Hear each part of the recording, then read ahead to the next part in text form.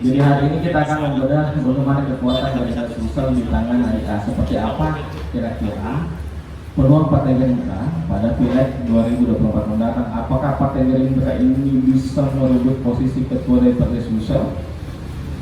Karena mungkin saja kalau kita lihat misalnya perkembangan Partai Gerindra selama ini, mulai dari masa Rudianto Sapa yang hanya punya satu kursi, kemudian lompat lebih zamannya Pak Latinra Cenderung, dan harapan kita ya kita mau tahu seperti apa strategi Gakanda AIA dalam kemudian memenangkan Partai Gerindra di Pileg 2024 mendatang. Nah, supaya waktu jelas dan juga yang disampaikan jelas, kita bukan cuma berangan-angan seperti apa strateginya, maka hari ini kita menghadirkan Ketua Bapilu DPRD Gerindra untuk kemudian langsung menjelaskan seperti apa kira-kira strategi yang akan digunakan Partai Gerindra pada Pileg 2024 mendatang. Kepada Anda tadi saya persilakan. Sebanyak. Assalamualaikum warahmatullahi wabarakatuh. Terima kasih buat teman-teman penyelenggara, Pak Suwadi, dan teman-teman narasumber yang lain. Yang spesial buat teman-teman wartawan. Terima kasih banyak atas kehadirannya. Terkait permasalahan tema pada hari ini, bedah kekuatan Gerindra Sulsel di tangan AIA.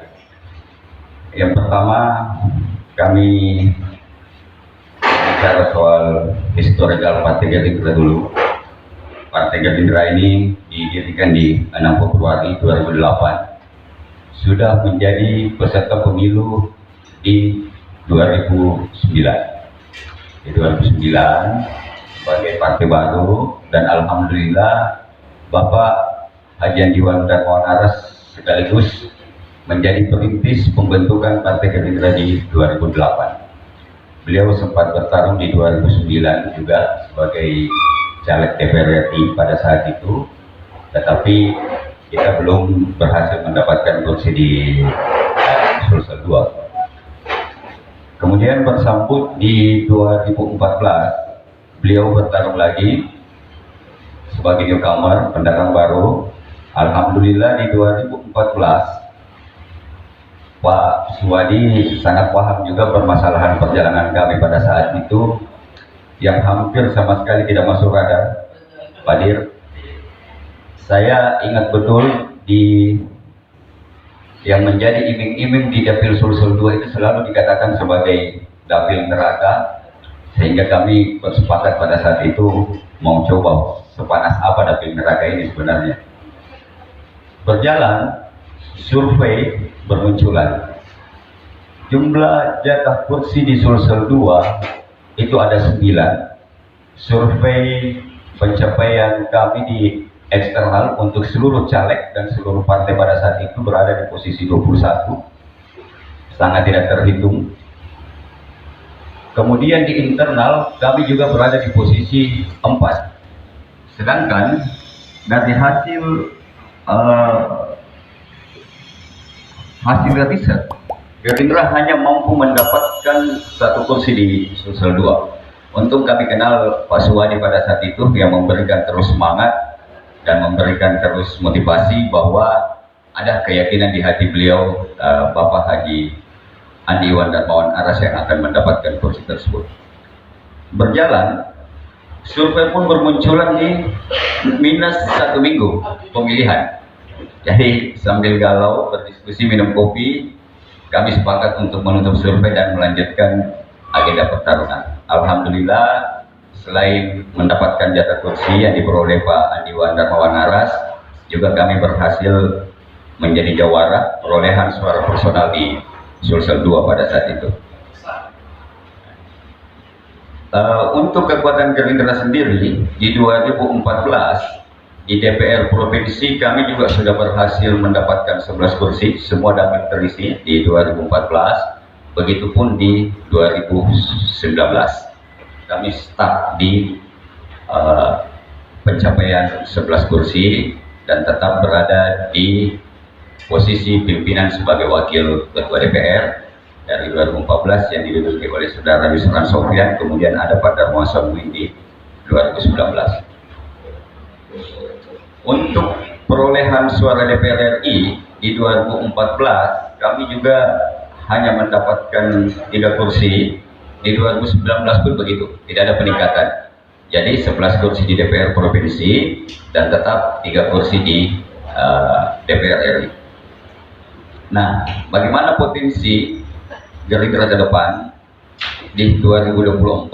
Apakah mampu menambah kursi atau tidak? Tentunya kami sebagai pimpinan partai akan mengupayakan semaksimal mungkin, dan targetan ketua DPD sendiri insya Allah Gerindra akan memaksimalkan untuk bisa mendapat pucuk pimpinan di DPR provinsi dengan targetan bisa mendapatkan golden ticket 17 kursi untuk pengusungan pilgub nantinya.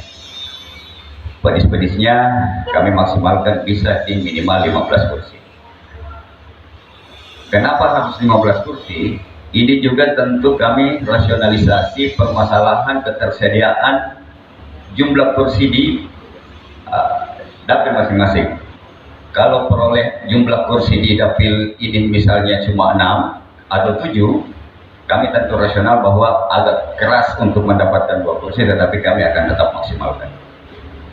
Untuk komposisi caleg sendiri, kami meyakini bahwa Gerindra bisa bersaing sengit karena permasalahan penyusunan caleg ini Pak Ketua DPD karena sangat seriusnya untuk bisa mencapai kemenangan itu langsung mengintervensi, langsung memonitor langsung permasalahan struktural caleg mulai dari tingkatan provinsi sampai tingkatan kabupaten kota.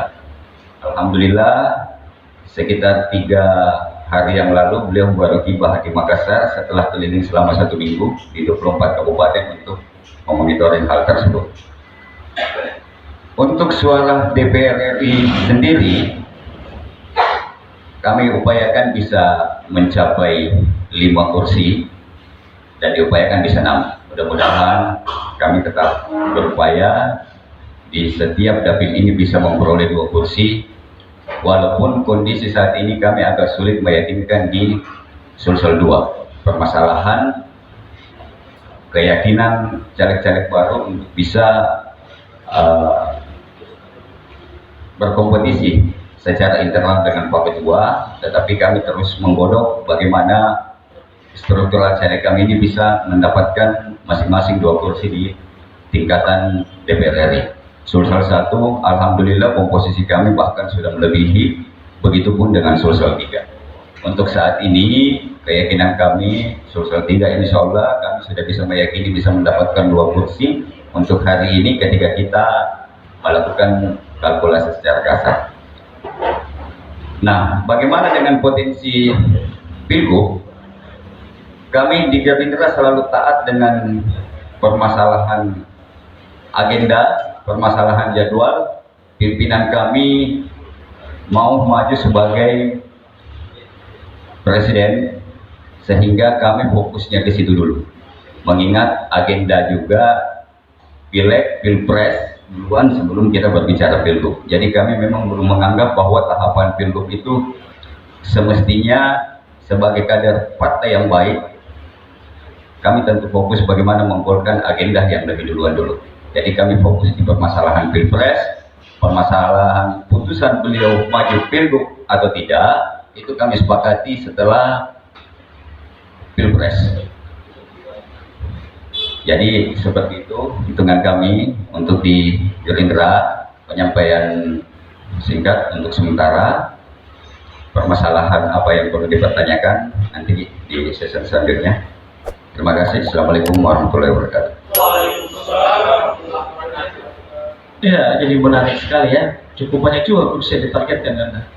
Golden ticket 17 kursi, target minimal 15 kursi. Kalau Gerindra sampai ke sekira itu menjadi pencapaian terbesar Gerindra setelah zaman pertama kali Gerindra mendapatkan suara besar pada zaman Pak Latsindra Tundro. Ya, mungkin itu akan menjadi salah satu torehan sejarah juga untuk ke depan. Nah, mungkin supaya tidak lebih lama lagi, mungkin karena kita sudah ada direktur PT GSI di tempat ini, siapa tahu Pak Jufri punya beberapa penyampaian apakah hasil riset atau seperti apa yang mungkin bisa disampaikan kepada teman-teman. Mungkin langsung Kanda Jufri. Bismillahirrahmanirrahim. Assalamualaikum warahmatullahi wabarakatuh. Yang saya hormati Ketua Bapilu DPD Gerindra Sulsel, yang saya hormati Direktur PT IP, saya hormati Bapak Dr. Ridwan Pawalla, serta teman-teman wartawan dan mungkin ada Pak Dewan di sini. Syukur alhamdulillah pada hari ini kita dipertemukan di acara yang saya pikir ini mesin Gerindra mulai kita jalankan, kayaknya mulai start meskipun tidak digas, ya seperti itu. Jadi dari hasil perkembangan riset yang kami lakukan, ya, di beberapa bulan yang lalu itu kami melihat bahwa elektabilitas Gerindra ini semakin signifikan dan bahkan dia masuk pada kategori 5 besar. Jadi perlu saya lihat hasil risetnya. Untuk peringkat pertama itu masih ditempati oleh Partai Golkar dengan nilai 13,4%. Ya. Disusul Partai Nasdem sebesar 12,3%. Sementara Gerindra menempati urutan ketiga dengan nilai 12,1%. Disusul Partai Demokrat 6,8%, P3 6,2%, PKD 6,1%, PDIP 6,0%, PAN 4,8%, PKS 4,3%, dan ada partai baru yang kayaknya naik elektabilitasnya, yaitu Partai Gelora menempati 2,1% dan seterusnya. Jadi melihat perkembangan elektabilitas Partai Gerindra yang ada di Sulawesi Selatan ini, saya pikir ini adalah partai yang potensi untuk bisa memegang puncak, terutama di DPRD Provinsi Pak Bapilu. Ya.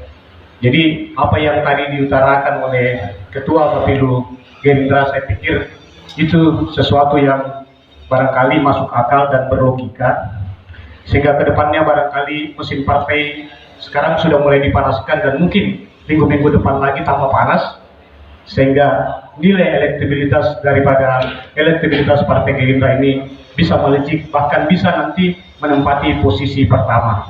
Demikian.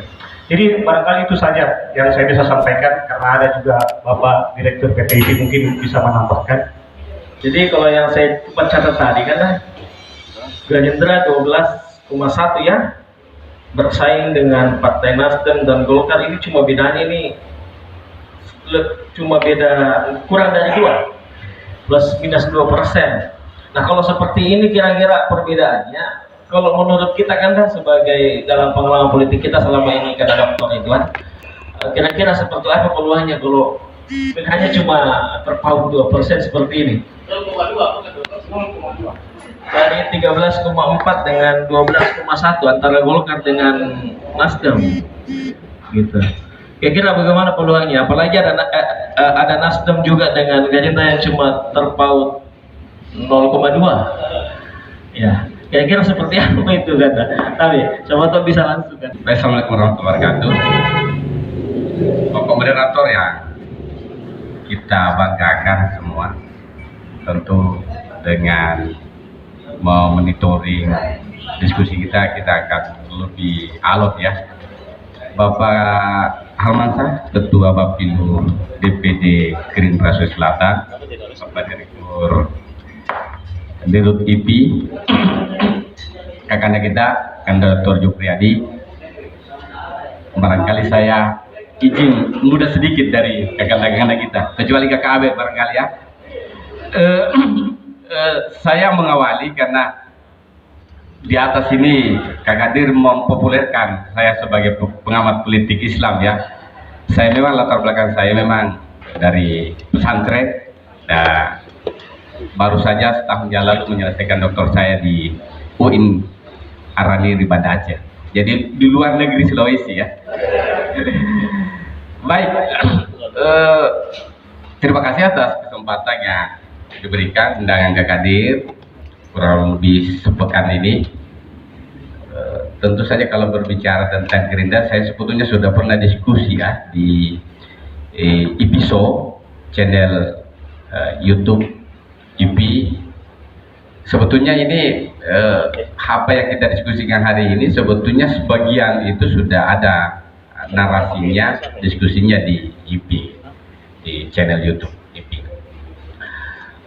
Menariknya memang Partai Gerindra ini karena sampai detik ini satu-satunya barangkali di Indonesia ketum partai yang difigurkan ya, yang diproyeksikan sebagai bakal capres. Di situ sebetulnya poin daripada Partai Gerindra. Kalau misalnya Nasdem kan ya Muhammad saja, Pak Surya Paloh sampai detik ini belum memproyeksikan dirinya baik secara partai maupun personal sebagai capres. Begitu pula misalnya Golkar dan seterusnya, PDIP dan seterusnya. Walhasil sebetulnya Partai Gerindra ini adalah partai yang paling siap dan selesai di tingkat diskusi barangkali terkait dengan siapa yang akan menjadi usungan dalam Pilpres 2024. Nah, sebab itu bahasa lain dari Gerindra di Sulawesi Selatan ini adalah bahasa sekali mendayung dua tiga pulau terlampaui. Artinya apa? Ketika mengerjakan agenda Pilpres, Pileg, maka itu akan beririsan dengan seperti apa DPD dan proyeksi bakal ya siapa figur yang akan diusung di Pilgub 2024. Nah, sebab itu saya kira kalau kita bicara angka-angka dari hasil survei, sebetulnya misalnya Litbang Kompas mensurvei Bapak Prabowo di luar Jawa, baik Sulawesi, Papua maupun Maluku, rupanya Pak Prabowo ini masih unggul dengan figur-figur yang muncul hari ini. Artinya apa? Bahwa sesungguhnya di luar Jawa Pak Prabowo ini itu cukup bagus elektabilitasnya. Nah, di Sulawesi Selatan sendiri saya kira Bapak Prabowo ini unggul dengan tuan rumah kita, Bapak Mentan kita, Bapak Syahrul Yassin Limpo, bahkan melampaui Pak Anies Baswedan. Artinya apa? Bahwa sesungguhnya di Sulawesi Selatan ini sebagai kandang Golkar ya, klaim itu yang selama ini terbranding di Sulawesi Selatan, rupanya Bapak Prabowo ini masih diterima secara aktivitas di Sulawesi Selatan dan unggul jauh dari figur-figur yang muncul hari ini, baik itu Bapak Anies Baswedan, begitu pula Pak Syahrul, begitu pula Bapak Ganjar Pranowo. Nah, sebab itu saya kira dengan data-data yang ada yang disampaikan oleh Bapak Bapilu tadi, begitu yang disampaikan karena kita Bapak Dr. Jupriyadi, sesungguhnya adalah sesuatu yang menjadi modal dasar, dan saya pikir tren untuk kemudian melakukan peningkatan, saya kira itu juga tidak akan jauh-jauh. Dan juga saya pikir dengan kerja-kerja Partai Gerindra ini yang hari ini saya pikir berbeda dengan histori yang disampaikan oleh Bapak Bapilu tadi. Nah, sebab itu saya melihat bahwa Andi Iwan Darmawan Aras hari ini sebagai Ketua DPD Gerindra Sulawesi Selatan itu memiliki apa ya, cara dan strategi yang berbeda. Di samping itu saya melihat bahwa partai ini itu kemungkinan di atas 60% digawangi oleh anak-anak muda ya. Nah, itu juga darah-darah segar yang ada di Gerindra ini, saya pikir itu juga akan menjadi bagian apa ya, brand tersendiri dan menjadi magnet tersendiri bagi Partai Gerindra ke depan. Nah, sebab itu bagaimana Partai Gerindra di Sulawesi Selatan ini dan di tangan Andi Iwan Darmawan Aras ini, saya pikir angka-angka itu bisa kita lihat. Tidak mungkin saya kira Litbang Kompas begitu pula SSI ini mengeluarkan survei tanpa kemudian ada faktor penyebab dari kerja-kerja Pak Andi Iwan Darmawan Aras, begitu pun struktur paling bawah. Termasuk saya pikir perbedaan yang sangat tipis dengan Golkar, ya. Gerindra dan Nasdem dan partai-partai berikut ini, saya pikir itu juga adalah peluang yang saya pikir menjadi PR tersendiri bagi partai Gerindra, dan juga saya pikir intinya dia kemudian yang saya kira sudah jauh-jauh hari sudah bekerja, bukan hari ini bekerja, jauh-jauh hari sudah bekerja. Nah, peluang-peluang itu saya pikir menjadi sebuah tren tersendiri bagi Partai Gerindra di Sulawesi Selatan ini. Saya kira itu sebagai sebuah pengantar saja dari saya. Saya kembali kepada Bapak Moderator. Ya, terima kasih Kak Ganda. Jadi rupanya memang Partai Gerindra ini memang dasarnya sudah ada, sehingga wajar ketika surveinya melihat seperti itu Ganda ya. Karena adanya Prabowo efek. Ya. Nah, kalau menurut kita Pak Dir, apakah ada hasil survei terbaru atau mungkin seperti apa yang bisa kita sampaikan sama teman-teman wartawan? Ayo Pak Dir. Bismillahirrahmanirrahim. Assalamualaikum warahmatullahi wabarakatuh. Yang saya hormati para narasumber, sahabat saya, Ketua Bapilu Gerindra Sulawesi Selatan, yang juga Ketua Karang Taruna Sulawesi Selatan, sahabat saya Bapak Armansa. Kemudian Direktur Eksekutif PT General Survey Indonesia, akademisi kita dari Unibos, Om Dr. Jopre. Beliau ini saya panggil Om, dan di samping kanan saya ini pengamat andalan saya, Dinda Dr. Ridwan Tawalang, akademisi dari Unismo. Dan yang saya hormati pula adinda saya, moderator Dinda Ahmad Sabir, atau lebih populer dipanggil Dinda Abe. Terkhusus kakanda-kakanda dari komunitas wartawan Sulawesi Selatan dan sahabat-sahabat komunitas wartawan Sulawesi Selatan yang hadir pada kesempatan hari ini. Terima kasih banyak atas kehadirannya semua, terkhusus Ketua Komisi F, Kakanda Arif Situju. Ini kakak andalan ini.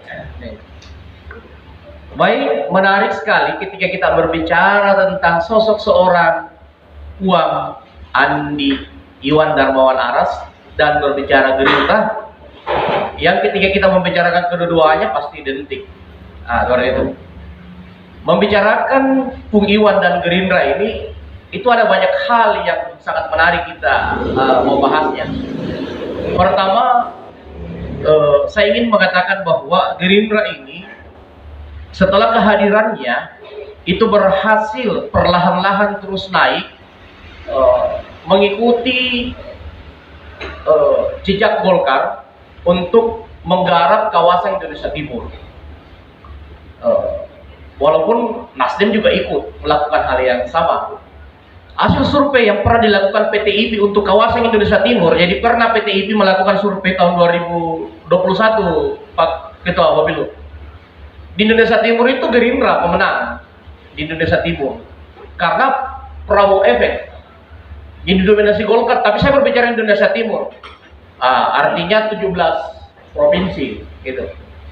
Pengaruh Prabowo di Indonesia Timur itu sangat kuat. Kelihatannya memang di Indonesia Timur itu kandangnya Pak Prabowo di Indonesia Timur.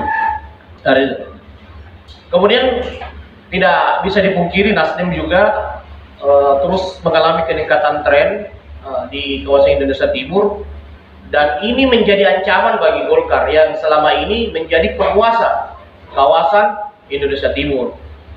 Kalau Golkar di 2024 tidak berbenah dengan bagus, tidak mempersiapkan kader-kader potensial, maka potensi Golkar untuk disalib Gerindra dan Nasdem itu sangat terbuka ketika Golkar tidak mempersiapkan figur-figur potensial untuk menatap kontestasi pileg di 2024. Seperti itu. Nah, kembali ke Sulawesi Selatan. Kelebihan dari seorang Pung Andi Iwan Darmawan Aras ini, beliau ini berkarakter petarung.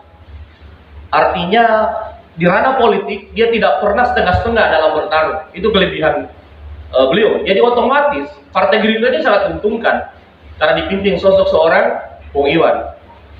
Ada banyak hal yang menjadi keunggulan sosok seorang Pung Iwan ini. Pertama, kerja-kerja politiknya itu terukur.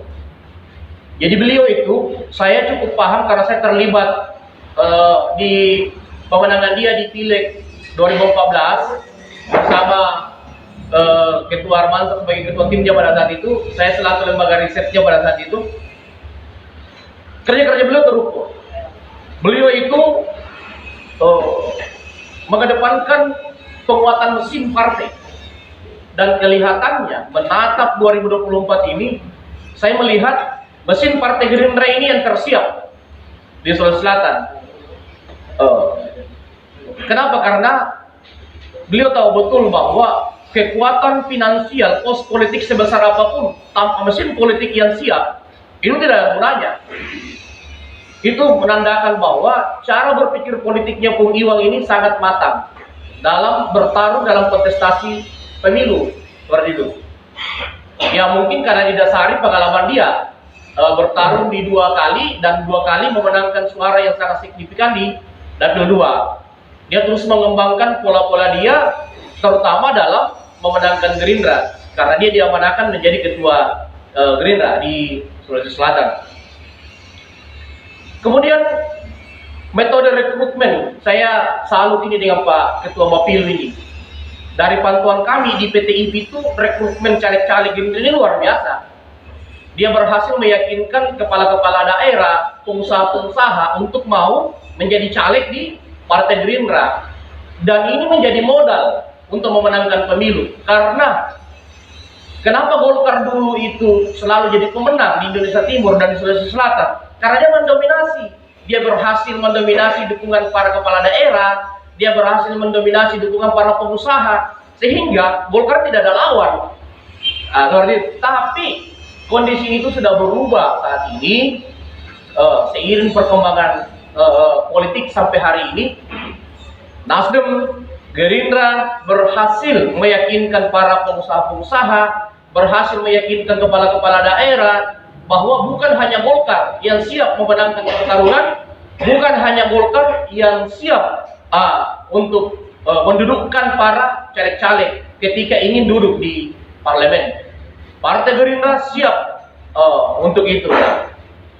Cara meyakinkan inilah yang membuat pengusaha-pengusaha ini yang memiliki pos politik yang kuat dan kepala-kepala daerah yang memiliki infrastruktur politik yang kuat itu tertarik untuk bergabung di Partai Gerindra. Apalagi Gerindra juga sekarang sudah memiliki beberapa kepala daerah. Kalau tidak salah Bulukumba dan Sidrap ya, kedua. Seperti itu. Ini saja kalau dimaksimalkan, ini sangat luar biasa karena berada pada daerah yang strategis dengan DPT yang cukup besar, terutama Bulukumba. Nah itu. Tapi yang paling menjadi strong point bahwa Gerindra mampu bersaing dengan Golkar dan Nasdem untuk memenangkan pemilu karena sosok seorang ketuanya, Pung Iwan ini, itu ketika bertarung tidak pernah setengah-setengah. Jadi beliau ini ketika bertarung itu, Nabila orang Makassar si Paselang. Nah itu, kalau dia bertarung itu si Paselang Mamantogi, Nabila orang Makassar. Artinya dia akan bertarung sampai titik terakhir yang dia miliki untuk bisa memenangkan sebuah pertarungan. Dan ini kurang dimiliki oleh pimpinan partai yang lain. Mohon maaf, kalau saya membandingkan karakter antara ketua-ketua partai, saya melihat hanya Pung Iwan dengan RMS yang kategori itu petarung. Dan itu dibutuhkan partai politik. Dan itu menjadi daya tarik bagi seluruh caleg-caleg potensial untuk bergabung di sebuah partai. Karena tentu yang dia lihat dulu ya visi misi, ambisi dari pimpinan partai tersebut. Kalau misalnya visi misi tidak jelas, ambisi tidak jelas, orang tidak tertarik untuk bergabung di partai tersebut. Seperti itu. Nah, ini kekuatan Gerindra karena memiliki seorang ketua yang petarung dan siap pos politik. Itu. Kemudian kekuatan tambahan yang bisa menjadi kekuatan Gerindra karena persoalan geopolitik. Pung Iwan Aras ini itu berada pada posisi geopolitik yang cukup strategis. Dia menguasai basis-basis geopolitik yang sangat strategis. Misalnya Wajo, dia menguasai Wajo, dia bisa bersaing di Sopeng, dia bisa bersaing di Bone, menguasai Sinjai. Sinjai kan bupatinya juga, gitu ya, parti 3. Terutama Bulukumba. Saya tidak mau mendahului Tuhan. Saya memastikan kalau pemenang pemilu di Bulukumba itu Gerindra. Saya tidak mau mendahului Tuhan, tapi pemenang pemilu di Bulukumba itu Gerindra. Dan di Sinjai pun dengan nama besar Seto ditambah mesin politik Gerindra yang dibangun oleh Bung Iwan, Sinjai pun kemungkinan besar tetap akan dimenangkan oleh Gerindra. Dan ini kan akan menjadi poin yang sangat strategis untuk bisa membuat Gerindra bisa mengejar target-target. Tadi kalau tidak salah Ketua Wapilu menargetkan 17 dan realistis 15. Kalau memang dalam kacamata saya di PTIP, memang di Sulawesi Selatan ini pemenang pemilu itu maksimal 15 kursi. Agak berat ada partai yang bisa mendapatkan di atas 15 kursi. Jadi kalau ada misalnya orang berpikir Golkar bisa merebut 17, 18 sampai 20, menurut saya itu tinggal angan-angan. Tidak ada rumusnya lagi Golkar bisa mengembalikan kejayaannya untuk bisa merebut kembali kursi mayoritas seperti yang didapat ke-18 di 2014 yang lalu. Itu sangat berat. Kenapa? Karena kerja politik Golkar yang selama ini sangat efektif, sangat ampuh, itu sudah diadopsi oleh adik kandungnya sendiri, yaitu Partai Gerindra dan Partai Nasdem. Kedua partai ini kan adik kandungnya Golkar. Bahkan justru malah pola-pola yang menjadi kekuatan Golkar selama ini itu sudah malah diadopsi, bukan hanya diadopsi, sudah menjadi konsep dari Gerindra itu sendiri, sudah menjadi konsep Nasdem. Sehingga Golkar ini kehilangan jati diri, dia kehilangan pola. Karena pola yang mereka selalu andalkan selama ini justru menjadi kekuatan Gerindra, justru menjadi kekuatan Nasdem, gitu. Nah ini yang membuat pileg ini di 2024 sangat menarik untuk Sulawesi Selatan menurut kajian kami di PTIP. Tadi menarik sekali memang ketika kita berbicara ranah pilgub, Bung Iwan ini tidak perlu memang repot-repot dulu untuk bekerja, mempromosikan dirinya sebagai calon gubernur. Kenapa? Karena dia punya kekuatan yang tidak dimiliki calon gubernur yang lain. Kenapa? Calon gubernur yang lain itu tidak punya calon presiden yang potensial. Coba pakai sama-sama calon kecuali Nasdem. Mungkin saingannya adalah Nasdem. Nasdem punya Anies Baswedan. Jadi bahasanya begini. Kalau Anies Baswedan jadi presiden, adakah yang bisa membendung RMS jadi gubernur? Itu berat dibendung RMS jadi gubernur kalau Anies Baswedan jadi presiden. Begitupun sebaliknya. Kalau Pak Prabowo yang jadi presiden, bisakah kita bendung Bung Iwan Harus jadi gubernur di Sulawesi Selatan? Itu berat. Kenapa? Karena ke depan, dengan situasi politik ke depan, siapa yang memenangkan Pilpres, maka dia berpotensi bisa membantu calon-calon gubernur yang diinginkan di provinsi-provinsi strategis untuk menang. Dan Jokowi sudah buktikan kemarin di 2018, semua calon gubernur yang didukung Jokowi itu menang semua. Itu. Nurdin Abdullah, Kofifa, Ridwan Kamil, Ganjar Pranowo, Gubernur apalagi Sumut Sumatera Utara, semua menang. Itu. Jadi memang sudah benar Gerindra ketika fokus memenangkan pemilu, memenangkan pilpres itu sudah benar. Karena seyogianya itu sudah kerja pilgub sebenarnya. Karena kalau dia memenangkan itu otomatis orang akan berpikir melawan Bung Iwan untuk dipertaruhkan pilgub 2024. Mungkin ini yang bisa saya sampaikan, nanti kita kembangkan melalui diskusi-diskusi. Terima kasih. Assalamualaikum warahmatullahi wabarakatuh. Menarik sekali ya yang disampaikan Pak Dian. Jadi ternyata Golkar ini sudah kehilangan kekuatan dan justru kekuatannya itu direbut sama adik-adiknya sendiri. Kalau saya pinjam bahasanya Pak Dian, direbut oleh Nasdem dan juga Partai Gerindra. Nah mungkin ada teman-teman yang mau bertanya kepada narasumber. Biasanya Pak Ketua mau sekali bertanya. Ya, silakan Tabe karena Nasrun. Saya kira tidak ada tadi sendiri karena bahwa dia menanyakan bagaimana dengan sosok Sandiaga, apakah dia khawatirnya bahwa Sandiaga ini kemudian menjadi apalagi istilahnya kalau memberikan efek negatif terhadap sosok Prabowo. Begitupun apalagi yang pertanyaan kedua ini lebih parah lagi nih, bikin kita takut menjawabnya karena terkait dengan ulama. Ya, tapi kan siapa tahu memang atau bagaimana, kita mau kayak kasih yang lain dulu, dengar pendapat yang lain dulu kita boleh ya.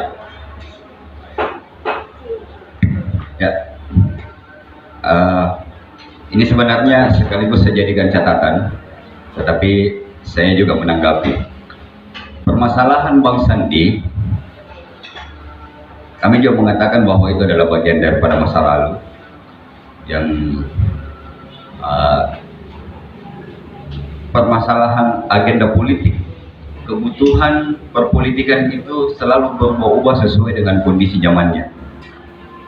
2019 kami mensimulasi bahwa yang bisa mendampingi Pak Prabowo untuk di pertarungan kemarin memang ada di figur Pak Sandi. Tetapi tentunya di setiap perubahan momentum, di setiap perubahan zaman, tentunya kebutuhannya juga berbeda. Sehingga kami memformulasi kembali. Sampai saat ini hubungan dengan Pak Sandi saya pikir baik-baik saja. Tetapi kalau permasalahan harus hengkang itu juga tidak ada masalah. Pak Prabowo juga sudah mempersilahkan kalau tidak senang dengan saya, silahkan tinggalkan Gerindra. Itu juga nggak ada masalah. Tetapi saya pikir yang namanya kebutuhan elektoral tentu kami tetap harus menjaga harmonisasi. Bang Sandi dengan kami sampai saat ini masih tercatat sebagai pembina di Gerindra dan ya masih baik-baik saja, belum ada hal yang sifatnya terlalu vital untuk dikhawatirkan. Permasalahan hubungan dengan ulama, biasanya kalau kita sudah memiliki hubungan yang dalam, kita tidak perlu terlalu pamer, belum pada waktunya. Jadi tetap kami berkomunikasi. Ulama itu adalah guru kita, sangat dibutuhkan baik dari segi nasihat-nasihat spiritual dan nasihat yang lainnya. Pak Prabowo juga sampai saat ini tetap menjaga hubungan itu. Mungkin yang nampak memang biasanya kalau ABG lagi jatuh cinta itu pamer-pamer terus. Jadi mungkin itu yang nampak, tetapi tetap kami jadikan catatan. Terima kasih. Bagaimana kata Nasr? Cukup ya? Iya. Kayak masalah saat itu kan dah. Ya sementara teman-teman lagi yang mau bertanya lagi. Oh ya, Tabe. Ya Tabe kata saya tidak tahu nama, tapi kalau diperkenalkan sekalian nama tadi.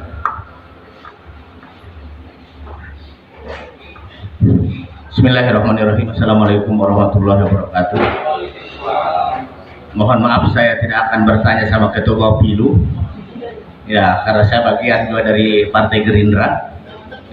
Saya cuma mau bertanya kepada pengamat dan dua lembaga survei.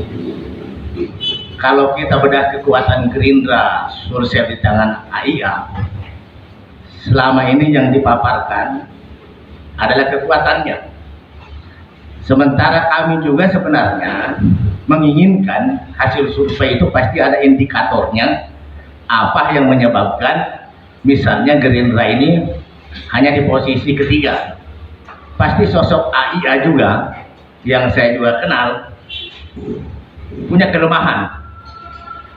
Nah, inilah yang menurut saya lembaga survei juga mungkin tidak lazim atau bagaimana, karena saya juga kurang paham dengan lembaga survei untuk menyodorkan bahwa inilah kelemahan-kelemahan dari sosok AIA, kelemahan-kelemahan kerja Partai Gerindra.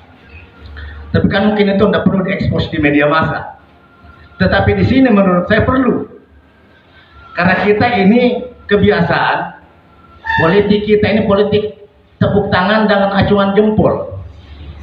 Begitu kita sudah mendapat kabar yang bagus, kita selalu mengacungi jempol. Padahal menurut saya jempol ini memiliki makna historis, kultural yang berbeda juga. Kalau zaman tahun 70-an, mohon maaf Pak Dokter, karena saya sudah hampir 60 tahun. Orang yang jempol itu adalah orang di bawah standar pendidikannya. Sekarang orang yang dikasih jempol itu adalah orang yang hebat, yang tinggi pendidikannya. Kalau dulu kita tidak bisa tanda tangan, cap jempol monggo. berarti menandakan secara struktural intelektualnya dia rendah. Jadi saya rasa untuk ke depan tidak harus juga kelemahan-kelemahan itu alergi kita terima Pak Ketua Bapilu. Ya, kelemahan-kelemahan seseorang pasti ada. Struktur organisasi di setiap era kepemimpinan pasti ada. Kelebihannya pasti ada. Saya sebagai kader Gerindra ini, karena saya lihat di grupnya Pak Ketua Bapilu, saya hadir ikut. Saya cuma mau tahu, menurut lembaga survei pasti setelah ada sajian, inilah menu yang bagus, pastikan ada juga kalau ini menunya yang tidak bagus. Artinya dari hasil riset kita, dua lembaga survei dan pengamatan Pak Doktor mengenai Ans Gerindra dan figur Andi Iwan Darmawan Aras ini, kira-kira apa kelemahan beliau ini dan kelemahan Partai Gerindra saat ini yang harus dibenahi untuk mencapai target yang ditetapkan oleh Ketua Bapilu. Saya rasa itu masukan yang harus juga kita terima dan kita tidak perlu alergi Pak Ketua Bapilu. Iya, karena analisa pasti bapak-bapak lebih tahu bagaimana kekuatan kita, tantangan kita, peluang kita, ya kan pasti harus lebih kita utamakan. Jangan sampai kayak kami ini yang kader Gerindra, begitu hasilnya itu selalu membahagiakan, nanti malahan kita terlalu percaya diri, tidak lagi melihat kelemahan-kelemahan dari sosok AIA dan kerja-kerja Partai Gerindra.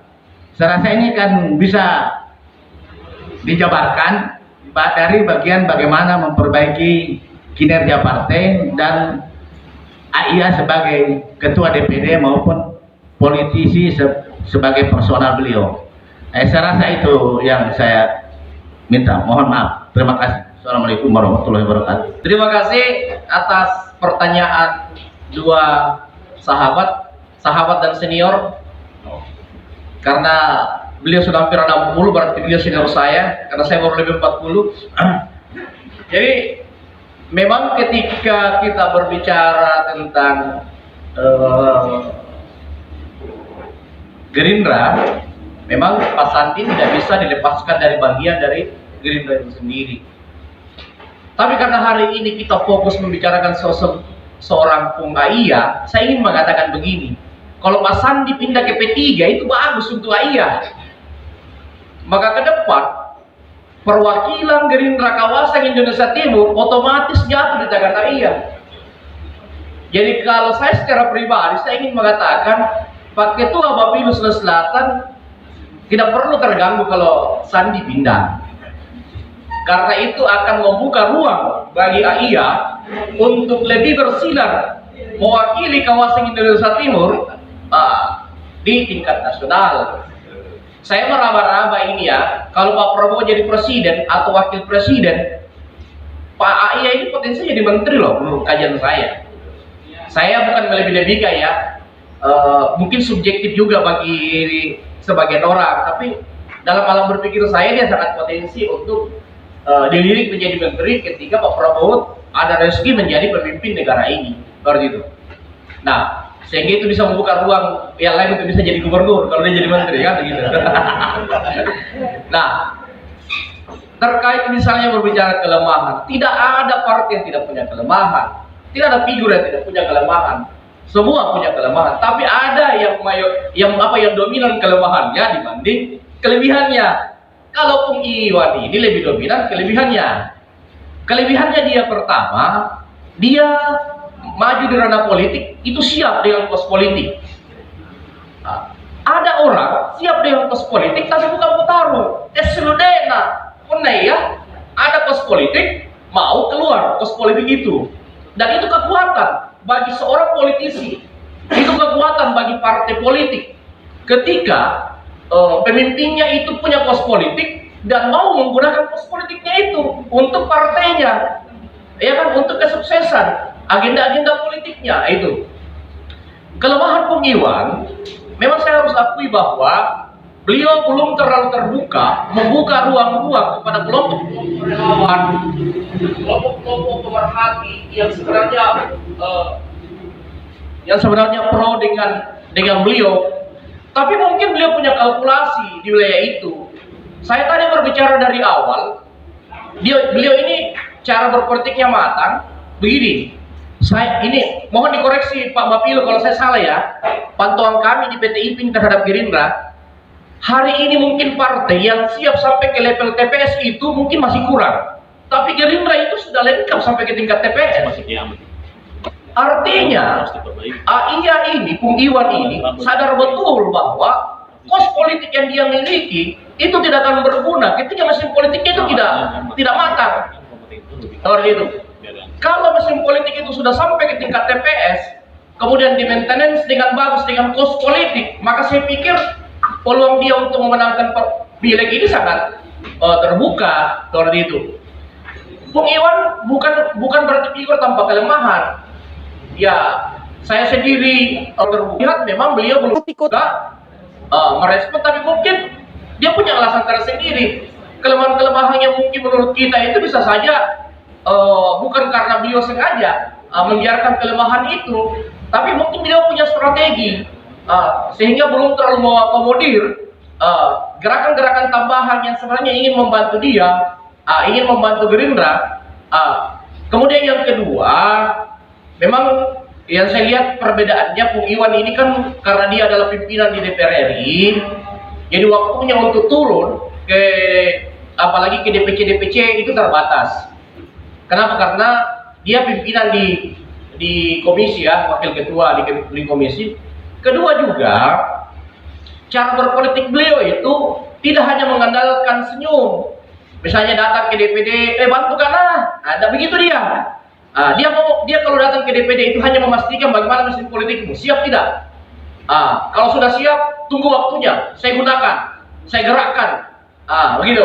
Saya melihatnya begitu pola dia. Ini pandangan saya, bisa saja subjektif kalau dijawab oleh Bapak Ketua Mobil.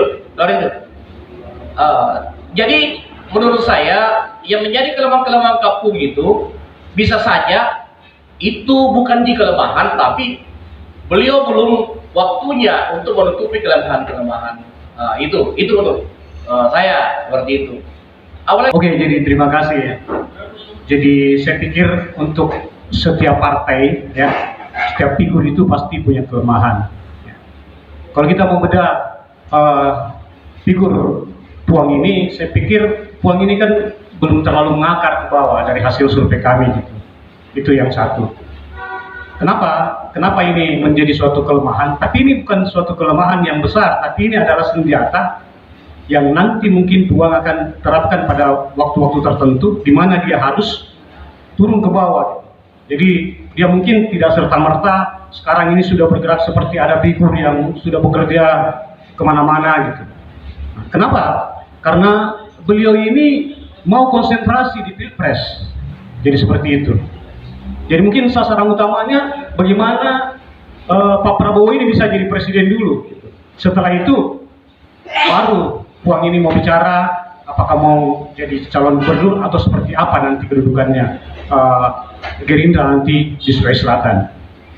Untuk partai Gerindra saya pikir sama dengan partai-partai lain, mulai dari Golkar, Nasdem dan partai-partai lain. Saya pikir untuk kelemahannya saya pikir rata.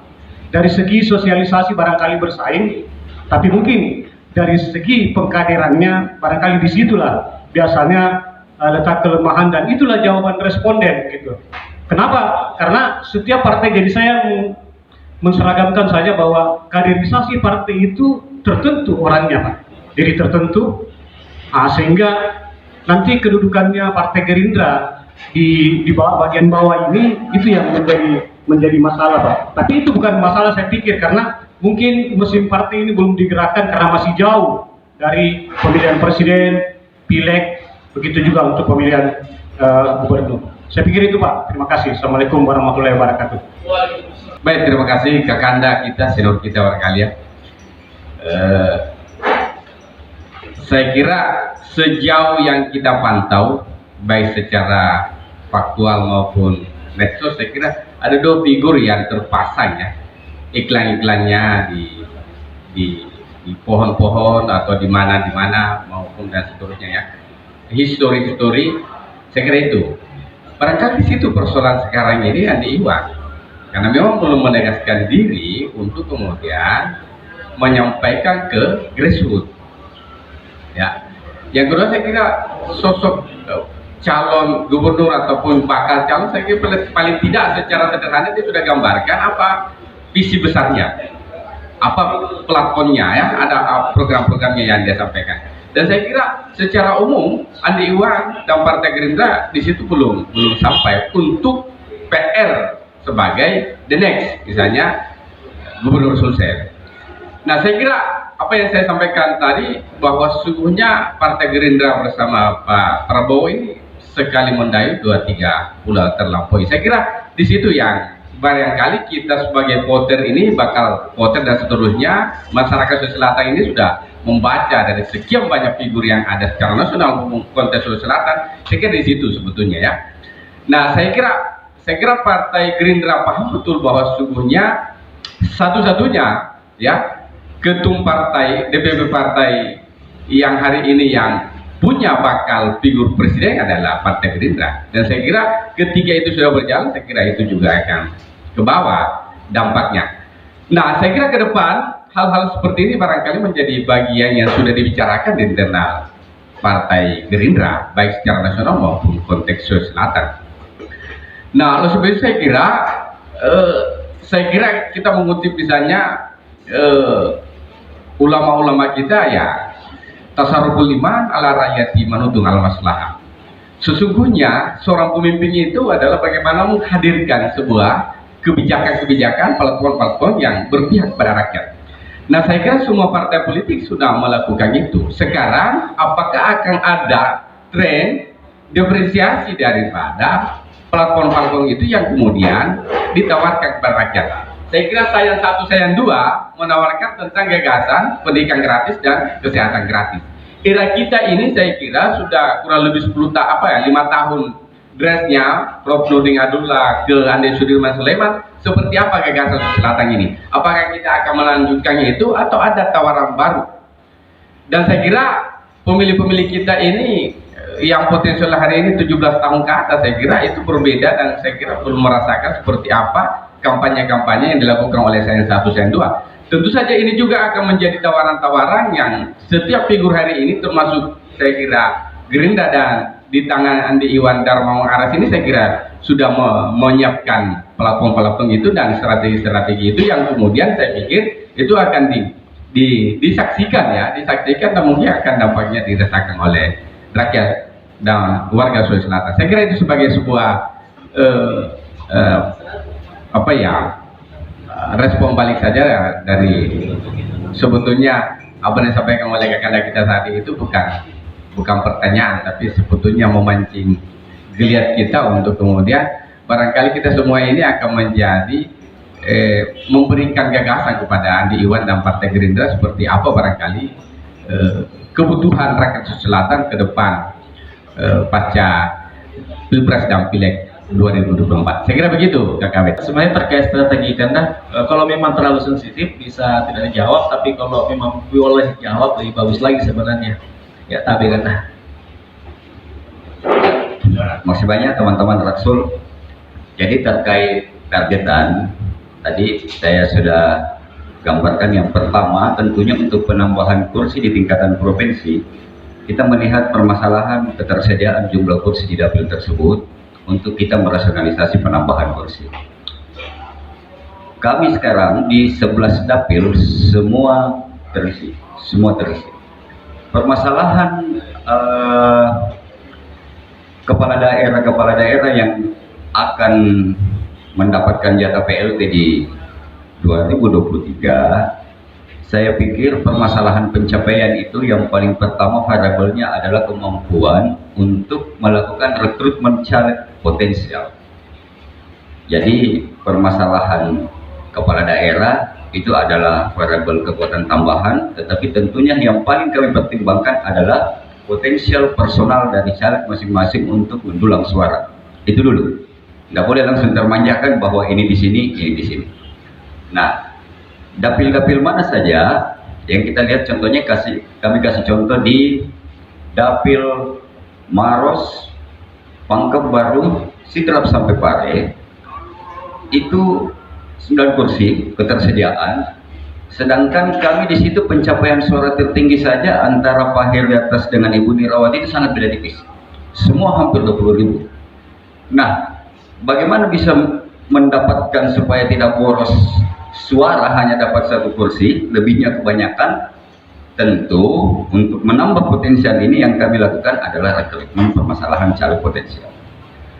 Sedangkan untuk Sinjai Bulukumba sendiri, walaupun dua-duanya adalah dari Gerindra, tetapi kita harus ingat bahwa di situ level cuma 7 kursi, 6 ya, 6.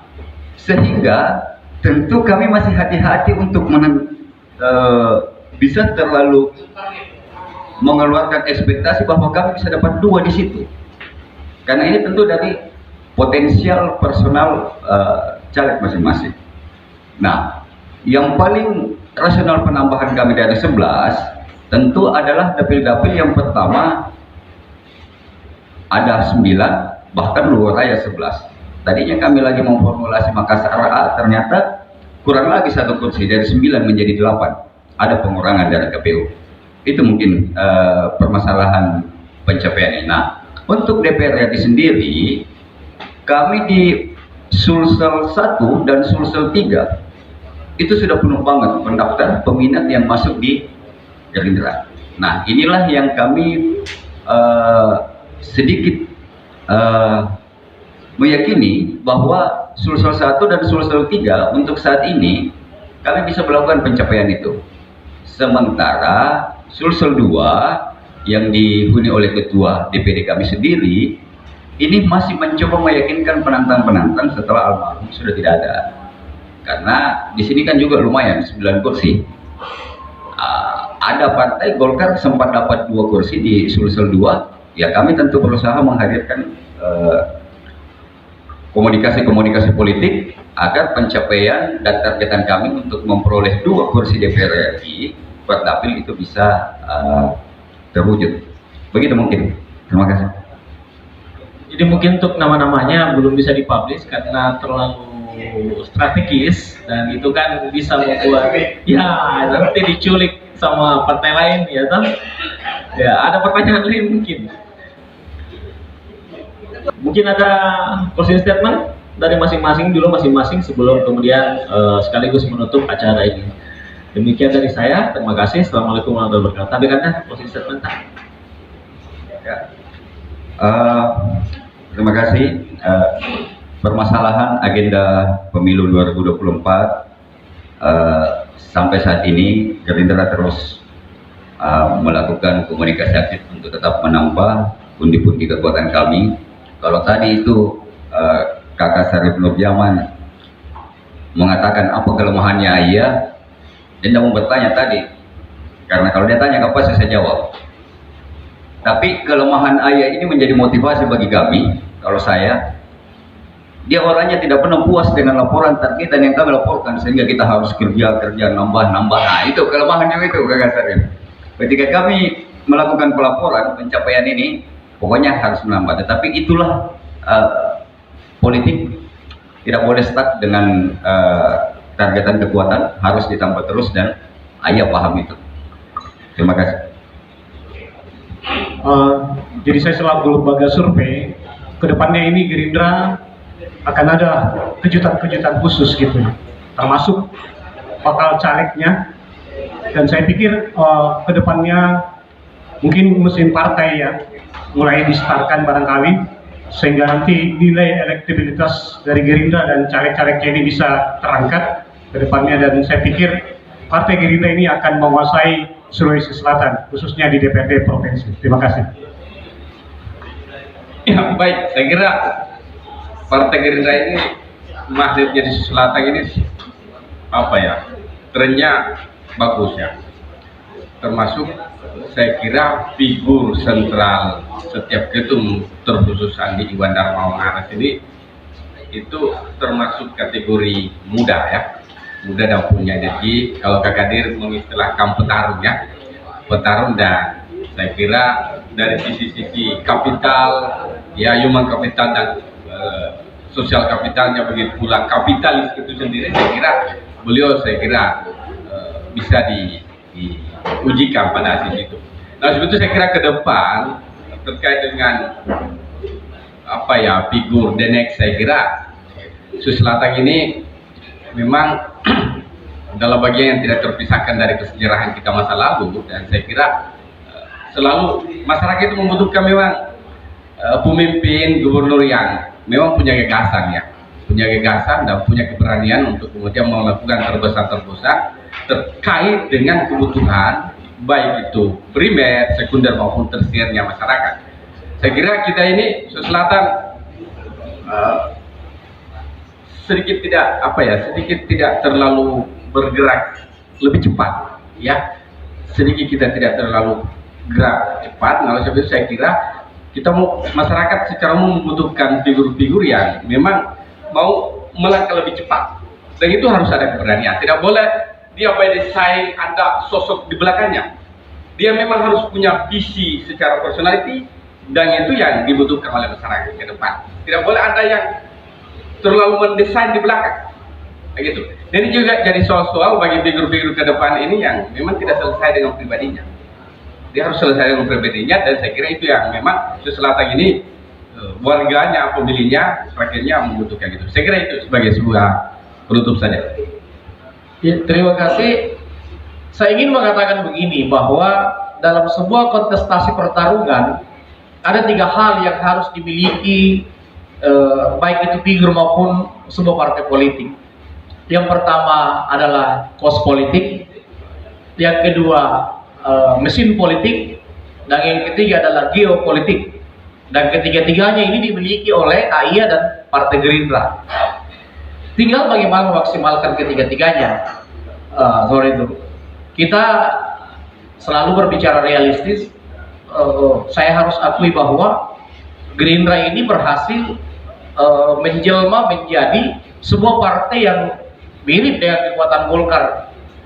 Seperti itu, dan ada potensi dia untuk melewati Golkar ketika Golkar tidak berbenah atau tidak melakukan langkah-langkah antisipasi, karena dominasi kepala daerah yang selama ini didominasi Golkar itu sudah mulai tergerus oleh Gerindra dan Nasdem. Itu barangkali, jadi semua persyaratan-persyaratan untuk Gerindra bisa memenangkan pemilu itu dimiliki oleh sosok seorang AIA dan Partai Gerindra itu sendiri. Terima kasih. Assalamualaikum warahmatullahi wabarakatuh.